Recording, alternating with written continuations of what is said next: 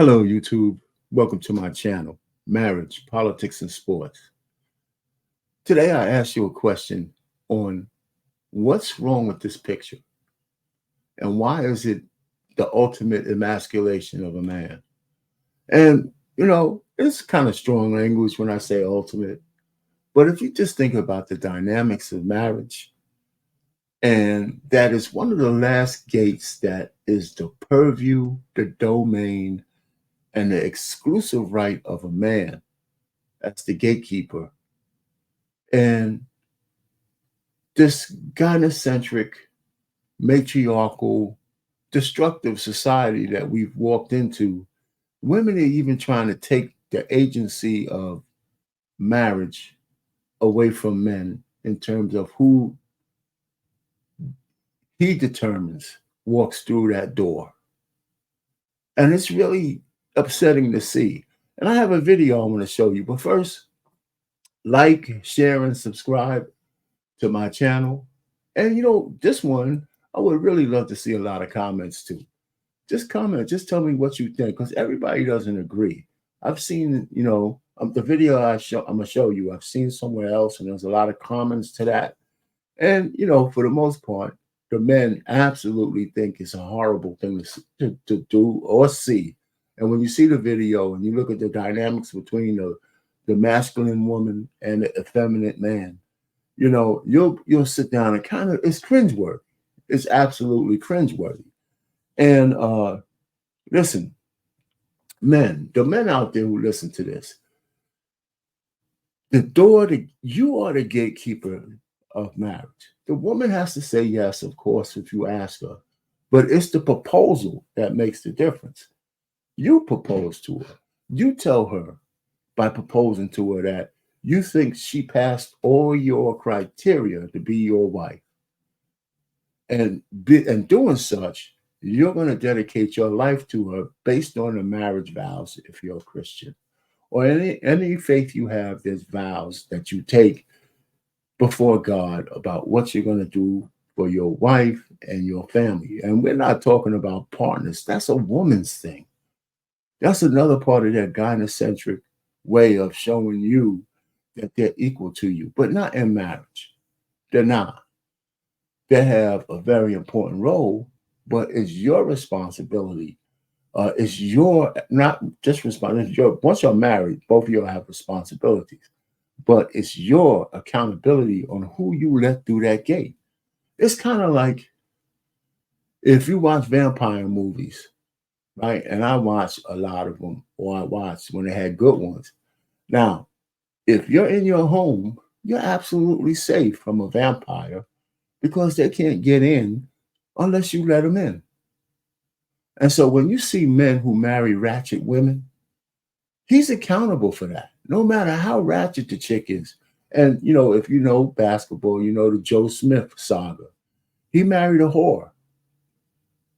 Whose fault is that? That's his, because he knew she was a whore beforehand. Now she absolutely destroyed any credibility as a man he has left by going public and going back to the life and still be married to him. Right? So that's his accountability. Now, he's not responsible for her behavior. She is. Just like he's responsible for the outcome of his marriage because he made the ultimate mistake. So when you see a woman get down on her knees and she hands you a ring and says, "You passed the gate so you could be my husband," right? Is she telling him what she's going to do for him? Is the woman, when's the last time a woman sat down and said all the things she's going to do for you if you were her husband? All she's doing is telling this guy, you're taking too long and I want to be married and you're my bitch. Take this ring and shut the fuck up and do what I tell you. Because that's how women in general kind of view men, right? Women think more about what they're getting out of it. They play chess, right, in marriage because they see something in this guy that they want. And women want what they want when they want it. And some of them get bold, like this lady on this picture or this lady at this place, that she's tired of waiting on this dude. So she's going to completely emasculate him and he's going to say yes because he relinquished his gatekeeping responsibilities at the gate. I don't know how this marriage is going to turn out. They say 5% of the marriages, of the little bit of marriages we have left in this country in the West, women are asking men to marry. I remember there was a house husband craze because women work, they make money, and there was some people who made a decision that the husband stays home and milks the babies and cleans the house and do all that kind of stuff while the wife goes around and works and she's being chased around the desk by all the alpha men that she's around. Then she comes home to you as the beta male, gives you a little bit of milk money, maybe some beer money, asks, with a white glove, see if you cleaned up the house and changed the diapers and all that kind of stuff. And then at some point, you're supposed to be the king in the bedroom after she finished emasculating you all day long. How does that work? And how long does that work before one of the bucks, the house husband on her job, is having her bent over the desk at lunchtime? Because he's the alpha male that she really wants, but she settled for you, the house husband. Right? So that shit felt like a log. Right? Very few men want to be house husbands because we identify with productivity, even though it's a most important role of raising your kids. But that is the nurturing part that a woman's supposed to have when the kids are really young. Not for a man while his wife goes out and toils for a living. That shit's upside down. Women know it's upside down. And in rare cases, it may work. I have to say that. But those exceptions don't make the goddamn rule. They just don't. So I'm going to play this video for you. And it's a few minutes long. You watch it. And listen, I already kind of characterized what I think it looks like. You say to yourself what you think it looks like and put a comment in there. And you don't have to agree with me. I don't mind. I'll take the smoke. We could go back and forth. I'm not going to try to change your mind. So you ain't going to change mine. So, so take a look at this. I'm going to stop sharing this. I'm going to play that video.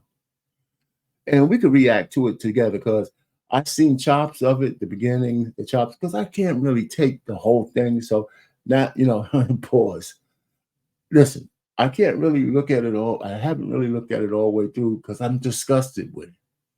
But I saw the beginning, I saw something in the middle, and I saw some of his reaction at the end. And it's appalling. It's really appalling to me. I don't see anything emotionally beneficial by it whatsoever. So let's take a look at it.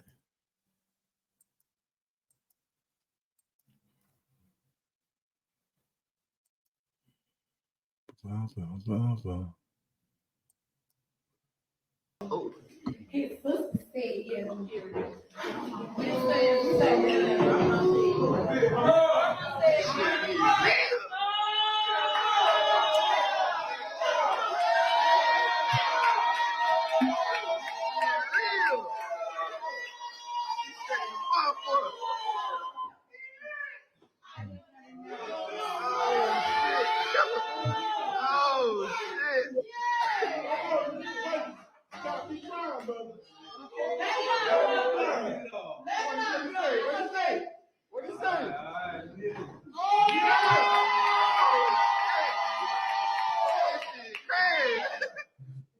Oh, she just set the bar.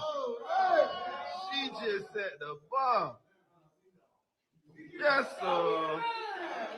Yes, sir. She just set the bar. She proposed.